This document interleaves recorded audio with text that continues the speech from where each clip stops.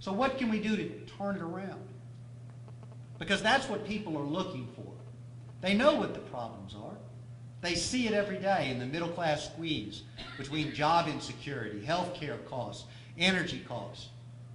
We can fix it very simply if we put first and foremost the average American as the benchmark for success. As Jim Hightower likes to say, we all do better when we all do better. And if we're not all doing better, then we're not doing our job. The average American needs job and retirement security. We need to stop shipping our jobs overseas, stop giving away the store, and stop putting Chinese corporate communist interests ahead of American workers. We need to make sure that we secure our borders and have real verification and workplace enforcement so that large corporations that are hiring illegal workers and drawing them up so that they can deplete wages, so they can drive down health care. That we need to say, no, it is wrong to abuse an immigrant and it's wrong to abuse an American worker.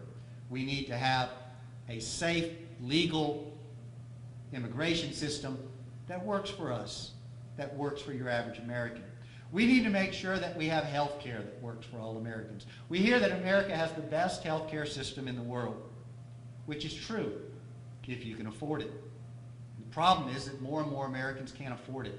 We need to make sure that every American has the same health care system that every U.S. congressman, every U.S. senator has.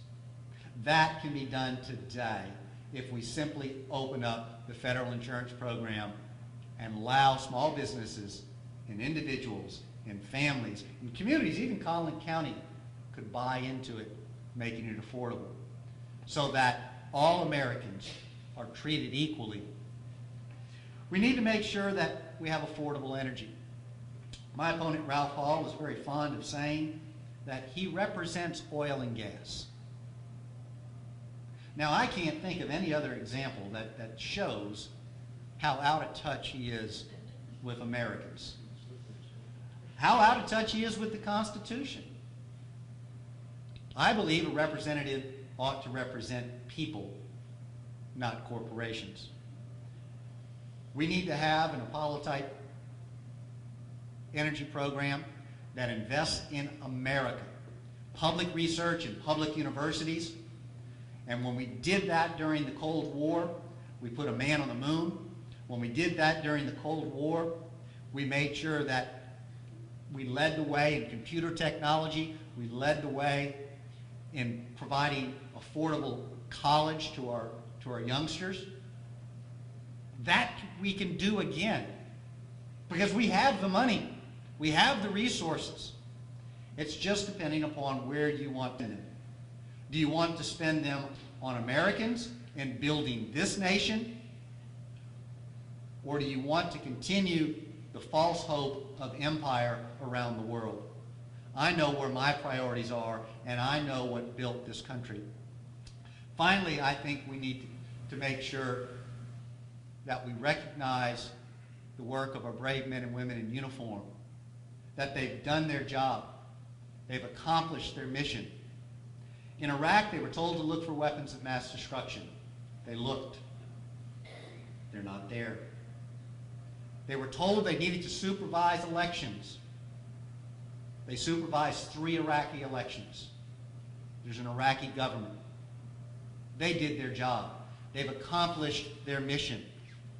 It is wrong for a politician in Washington, whether it's Ralph Hall, George Bush, John Cornyn, or Sam Johnson. It is wrong for Mission Creep to continually change the mission and constantly move the ball and say, oh, would you do one more thing for us?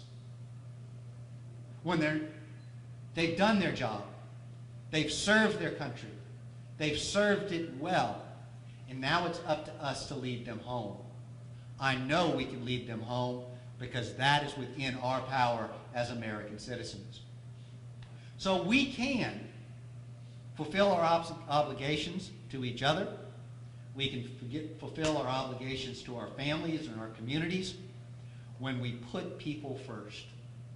Every time we've put people first, we've been more prosperous we've been more secure, and we've lived in peace. That's who we are as Americans. And so I'm asking you to join me, join the rest of these gentlemen up here, because it is an awesome time to be an American. We have never faced greater opportunity, greater hope, and I know that together we can build a more perfect union.